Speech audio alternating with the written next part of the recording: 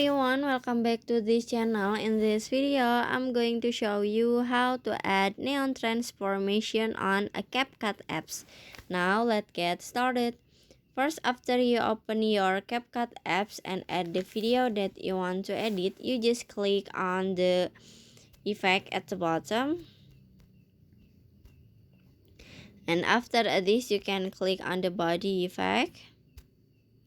And at the menu, you can swipe until you can see a decoration and then click on it.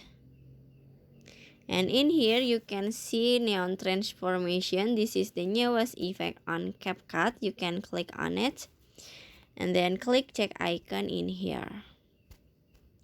Now you can adjust the effect, so you can click on the adjust at the bottom.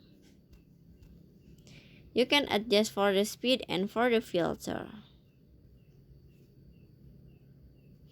And after this, you can click check icon at the bottom. And now you can set the effect until the end of the video. And finish. So that's how to add neon transformation effect on a CapCut apps. I hope you found this video to be helpful. If you enjoy with the content, please consider like, comment, and subscribe down below. Bye bye.